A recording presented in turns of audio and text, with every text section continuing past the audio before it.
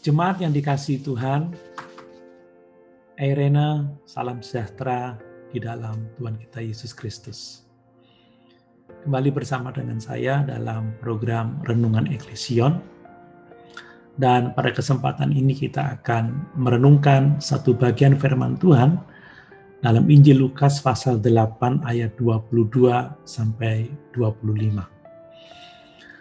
Jemaat yang dikasihi Tuhan, badai selalu tidak menyenangkan, baik di laut maupun di kehidupan nyata. Demikianlah pandemi COVID-19 menjadi pukulan telak dalam setiap kehidupan kita. Belum juga pulih dari dampak COVID-19, bencana lainnya datang melanda. Saya tidak bisa membayangkan betapa beratnya kehidupan yang dihadapi saudara-saudara kita di NTT dan NTB yang dihantam badai siklon Seroja yang disertai hujan dan banjir bandang di tengah-tengah pandemi COVID-19 ini. Sungguh penderitaan yang sangat berat. Meskipun demikian, sebagai umat beriman, kita harus tabah dan mengucap syukur dalam setiap keadaan yang terjadi dalam kehidupan kita masing-masing. Sebab kita percaya bahwa melalui badai kehidupan, kita mendapat pelajaran yang tidak akan pernah kita dapatkan jika hidup berjalan dalam keadaan baik-baik saja. Iman Kristen tidak hanya akan membawa kita ke surga ketika kita meninggalkan dunia ini. Tidak hanya itu. Iman Kristen juga mengajarkan kita tentang bagaimana kita hidup saat ini, terutama di saat ketika hidup bergejolak dan diterjang badai. Dalam Lukas pasal 8 ayat 22 sampai 25 ini menceritakan tentang mujizat Yesus meredakan badai atau taufan di danau. Mujizat ini memiliki banyak hal untuk diajarkan kepada kita, sebagaimana mujizat itu telah mengajar para murid pada waktu itu tentang siapakah Yesus itu dan apa artinya itu bagi kita saat menghadapi pencobaan hidup. Mujizat Yesus meredakan taufan di danau ini menunjukkan kepada kita bahwa karena Yesus adalah Tuhan atas segala-galanya, maka kita harus dapat mempercayainya dalam setiap badai kehidupan yang sedang kita hadapi.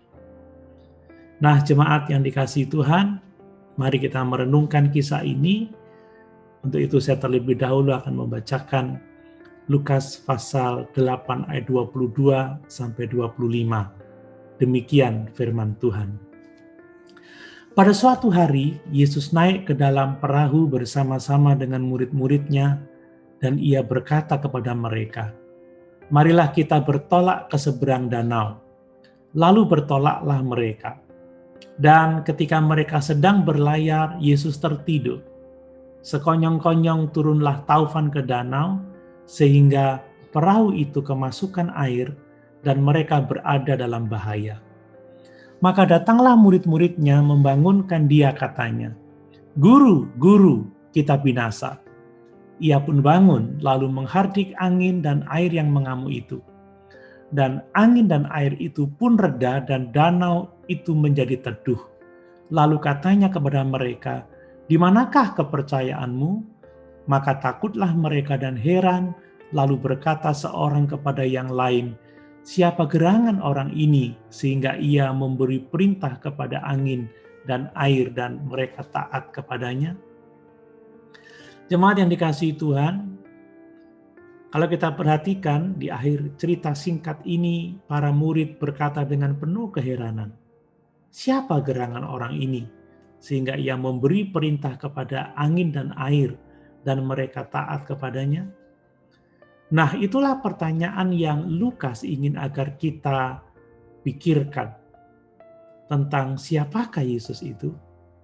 Dan melalui ayat-ayat ini kita mendapat jawaban yang sangat jelas, yaitu bahwa Yesus adalah Tuhan atas segala-galanya. Alkitab menyatakan bahwa pada mulanya Yesus berfirman dan menciptakan alam semesta ini. Jadi bukanlah masalah besar bagi Tuhan Yesus untuk memerintahkan kepada taufan dan gelombang ciptaannya itu untuk taat kepadanya.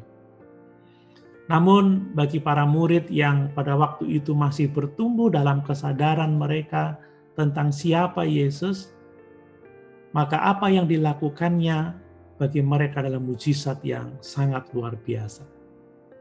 Demikian juga kita semua tahu bahwa Yesus adalah Tuhan dan kita dapat mengulangi pengakuan kita itu dengan mudah. Tetapi sering kali bahwa kita tidak benar-benar mengenal Dia sebagai Tuhan dalam situasi praktis sehari-hari yang sedang kita hadapi. Itulah sebabnya Tuhan seringkali melakukan untuk kita apa yang Dia lakukan untuk para murid pada waktu itu. Nah, apa yang Tuhan lakukan pada para murid-murid itu? Perhatikan bahwa Tuhan memimpin mereka ke dalam taufan dan gelombang di danau itu. Tuhan Yesus berkata, marilah kita bertolak ke seberang danau. Apakah Yesus tahu apa yang Dia maksudkan untuk para murid? Tentunya Dia tahu, karena Dia yang melakukannya. Dia tahu semua hal, dan karena itu Dia tahu mereka akan menghadapi badai gelombang itu. Meskipun para murid adalah nelayan yang berpengalaman, yang mengenal danau itu dengan baik, mereka mungkin tidak mengantisipasi datangnya taufan itu. Jemaat yang dikasihi Tuhan, Danau Galilea itu memiliki panjang sekitar 21 km dan lebar 11 km dan terletak hampir 210 meter atau 700 kaki di bawah permukaan laut. Danau itu dikelilingi oleh pegunungan atau bukit yang menjulang sekitar 600 meter atau 2000 kaki di atas permukaan laut di sisi timurnya. Nah, saat angin bertiup menuruni bukit-bukit itu, maka itu dapat menciptakan badai yang sangat besar dan secara tiba-tiba. Itu adalah salah satu badai yang tidak terduga yang melanda pada malam itu. Tidak terduga bagi para murid, tetapi ingat, Tuhan Yesus sudah mengetahuinya terlebih dahulu. Dan itu pastilah badai yang sangat besar, badai yang hebat, karena bahkan para nelayan yang berpengalaman ini takut akan nyawa mereka. Tetapi meskipun itu sangat mengerikan, Tuhan Yesuslah yang berdaulat dan memimpin mereka saat menghadapi badai yang besar itu. Jemaat yang dikasihi Tuhan, ketika pencobaan yang besar melanda, ya, saya sering mendengar orang berkata, Tuhan tidak menyebabkan pencobaan ini. Dia hanya mengizinkannya. Ya entah bagaimana, orang-orang itu berpikir bahwa mereka sedang melepaskan Tuhan dari otoritasnya. Kadang-kadang mereka bahkan berkata, setan bukan Tuhan yang menyebabkan semua permasalahan ini. Ya, banyak orang mengira bahwa dengan menyalahkan setan atau dengan mengatakan bahwa Tuhan hanya mengizinkannya, mereka dapat mempertahankan kasih Tuhan. Tetapi mereka melakukan dengan cara yang keliru karena mereka telah mengesampingkan kedaulatan Tuhan atas segala sesuatu yang terjadi.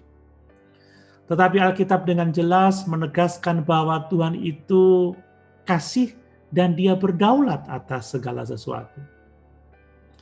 Kita tidak akan mendapatkan kedamaian dalam pencobaan kalau kita menyangkal kedaulatan Tuhan atas pencobaan itu. Benar, Tuhan mungkin menggunakan setan untuk membawa pencobaan, ya, terutama apa yang dialami oleh Ayub. Tetapi Tuhan dengan jelas mengatakan dalam Yesaya 45 ayat 6b sampai ayat yang ke-7, Akulah Tuhan dan tidak ada yang lain yang menjadikan terang dan menciptakan gelap, yang menjadikan nasib mujur dan menciptakan nasib malang. Akulah Tuhan yang membuat semuanya ini. Kita akan menemukan penghiburan dalam pencobaan hanya jika kita mengakui baik kedaulatan mutlak Tuhan dan kasih-Nya yang besar kepada kita. Nah, perhatikan beberapa ciri badai kehidupan seperti yang terjadi dalam kisah Yesus meredakan angin ribut itu. Perhatikan bahwa badai atau taufan itu melanda secara tiba-tiba tanpa peringatan. Kebanyakan badai atau masalah datang tiba-tiba. Tiba-tiba seorang tidak menyangka mengalami kecelakaan. Tiba-tiba mengalami serangan jantung. Tiba-tiba tertipu dan lain sebagainya. Tiba-tiba pandemi COVID-19 terjadi. Tiba-tiba diterjang siklon seroja dan lain-lain. Banyak masalah datang dengan tiba-tiba. Itu sebabnya kita harus selalu ada dalam persekutuan yang intim dengan Tuhan. Kita harus selalu membangun iman kita dengan sungguh-sungguh. Badai kehidupan tidak hanya menguji dan mengembangkan karakter kita, tetapi badai kehidupan juga mengungkapkan karakter kita. Kalau kita hidup penuh dengan iman dan kedekatan dengan Tuhan, maka badai akan mengungkapkan iman kita dan kedekatan kita dengan Tuhan. Sebaliknya demikian juga. Kalau kita jauh dari Tuhan, maka ketika badai datang yang tampak adalah panik, ketakutan, cemas, dan kita lari menjauh dari Tuhan. Jika demikian, sangat penting bagi kita untuk membangun keintiman dengan Tuhan. Sebab jika kita tidak memiliki waktu dekat dengan Tuhan dalam kasih dan pemeliharaannya, kita tidak akan tahu bagaimana cara mempercayai Dia saat badai melanda kehidupan kita. Yang berikutnya, perhatikan bahwa badai itu juga melanda orang-orang percaya. Ya, angin taufan dalam kisah ini tidak hanya melanda mereka yang memiliki Kristus di dalam perahu mereka, tetapi juga melanda perahu-perahu yang tidak memiliki Kristus di dalamnya. Dalam Markus pasal 4 ayat 36 mencatat bahwa ada perahu lain bersama dengan mereka. Jika kisah ini hanyalah dongeng semata yang dibuat-buat untuk menyenangkan ya orang-orang tertentu, maka kita mungkin akan membaca bahwa ketika badai datang, perahu-perahu lain tenggelam, tetapi perahu di mana murid-murid ada bersama-sama dengan Yesus Kristus di dalamnya akan aman dan berlayar dengan sangat tenang. Tetapi faktanya adalah bahwa orang Kristen tidak secara ajaib dibebaskan dari badai kehidupan. Hanya karena kita berada di perahu Yesus bukan berarti bahwa perjalanan pelayaran kita akan selalu lancar. Orang Kristen tidak dibebaskan dari pencobaan. Nah, beberapa orang berpikir, ya itu benar, tetapi saya melayani Tuhan, saya sungguh-sungguh dalam iman. Mereka berpikir bahwa kalau kita memiliki komitmen yang sungguh-sungguh dengan Tuhan, melayani Tuhan, maka kita akan dibebaskan dari segala macam persoalan hidup. Tapi coba perhatikan hal berikut ini. Bahwa badai tidak hanya melanda orang-orang percaya, tetapi juga melanda orang percaya yang taat dan melayani Tuhan Yesus. Perhatikan bagaimana badai dalam kisah ini atau angin taufan dalam kisah ini juga melanda para murid karena mereka taat kepada Tuhan Yesus. Ya, mereka taat. Yesus berkata kepada mereka, marilah kita bertolak ke seberang danau. Orang-orang ini adalah orang-orang yang telah mengabdikan hidup mereka untuk melayani Tuhan Yesus. Mereka sungguh-sungguh taat. Dan Tuhan Yesus memimpin mereka langsung ke dalam badai. Dan dengan cara yang sama, dengan taat melayani Tuhan Yesus, dapat juga menempatkan kita tepat di tengah badai yang mungkin tidak akan terjadi kalau kita memilih untuk tidak taat kepada Tuhan. Intinya adalah taat kepada Tuhan tidak membebaskan kita dari badai kehidupan. Seringkali hal itu membawa kita ke dalam badai.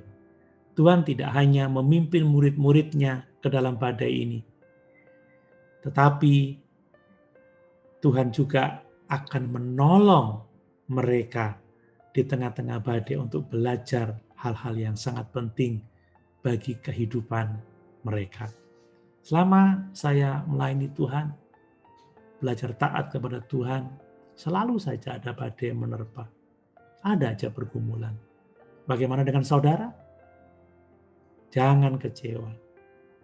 Tuhan mempunyai rencana yang indah bagi kita semua melalui badai kehidupan. Nah, kemudian perhatikan apa yang terjadi selanjutnya dalam kisah ini. Dicatat bahwa Tuhan Yesus tertidur dan tampaknya dia meninggalkan para murid sendirian di tengah-tengah badai. Ini adalah satu-satunya kejadian dalam Alkitab yang menyebutkan bahwa Yesus tertidur dan waktu yang tepat untuk tertidur. Akan menjadi berbeda jika Yesus berkata kepada para murid sebelum dia tidur, badai akan datang. Petrus, peganglah kemudi dengan baik-baik. Yohanes, pastikan layarnya aman. Yakobus, jaga barang-barang yang kita bawa. Jika Yesus secara aktif terlibat memberi perintah, memberitahu mereka, bertahan ya, kita pasti akan melewati badai ini. Kita pasti akan sampai di seberang dengan selamat. Tetapi tepat ketika mereka membutuhkan kepemimpinan Yesus, Yesus tertidur. Yesus tidak ada bersama-sama dengan mereka. Yesus tertidur di belakang kapal. Dan seolah-olah Yesus tidak menyadari tentang apa yang sedang terjadi. Pernahkah Bapak, Ibu, Saudara merasa seperti itu di tengah-tengah badai kehidupan? Bapak, Ibu, Saudara masuk ke dalam persoalan dan sepertinya Tuhan tertidur dan meninggalkan Bapak, Ibu, Saudara sendirian.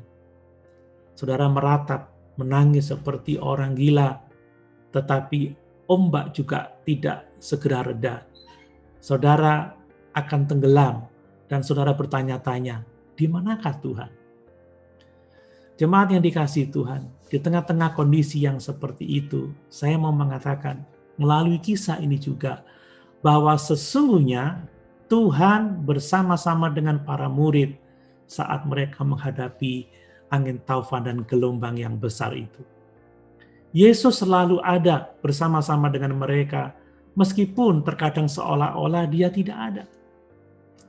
Namun seringkali Yesus menunggu sampai kita kehabisan akal agar kita merasakan betapa besar kebutuhan kita sebenarnya akan dia. Tetapi bahkan sebelum murid-muridnya memanggilnya, Yesus ada di sana bersama mereka di dalam perahu itu, melewati badai bersama mereka. Bukankah dia telah berjanji dalam Ibrani pasal 13 ayat yang kelima, bahwa aku sekali-kali tidak akan membiarkan engkau dan aku sekali-kali tidak akan meninggalkan engkau. Seperti yang ditegaskan Paulus dengan penuh sukacita, bahwa tidak ada satu persoalan pun, pencobaan pun yang dapat memisahkan kita dari kasih Allah, sebagaimana dia tulis dalam Roma 8 ayat 38 sampai 39. Saya menyukai kisah Sadrak, Mesak, dan Abednego yang karena ketaatannya kepada Tuhan telah membawa mereka ke dalam persoalan yang besar, yaitu dilemparkan dalam perapian yang menyala-nyala oleh Nebukadnezar. Tetapi saat Nebukadnezar melihat ke dalam tungku api itu, maka dia tercengang-cengang dan berkata kepada para menterinya, bukankah 3 orang yang telah kita campakkan dengan terikat ke dalam api itu? Jawab mereka kepada raja, benar ya raja. Katanya, tetapi ada 4 orang kulihat berjalan-jalan dengan bebas di tengah-tengah api itu. Mereka tidak terluka, dan yang keempat itu rupanya seperti anak dewa. Bapak Ibu bisa membaca dalam Daniel pasal 3 ayat 24 sampai 25. Nah, saya percaya bahwa orang keempat itu adalah Tuhan Yesus. Dia tidak meninggalkan orang-orang yang saat itu sendirian dalam pencobaan mereka, tetapi Yesus ada bersama-sama dengan mereka di dalam api yang menyala-nyala itu. Jemaat yang dikasihi Tuhan, kapanpun kita berada dalam badai kehidupan, meskipun pada awalnya kita mungkin berpikir bahwa Tuhan tidak ada di sana, tetapi ketahuilah Tuhan ada bersama-sama dengan kita. Dia adalah Immanuel, Allah yang menyertai kita. Hal pertama yang harus kita lakukan dalam badai kehidupan adalah menegaskan bahwa Yesus adalah Tuhan atas segala-galanya, dan bahwa Dia berdaulat atas setiap pergumulan hidup kita. Dia tidak pernah meninggalkan kita, dan Dia pasti akan menyelamatkan kita dari tengah-tengah badai. Haleluya! Tuhan Yesus memberkati.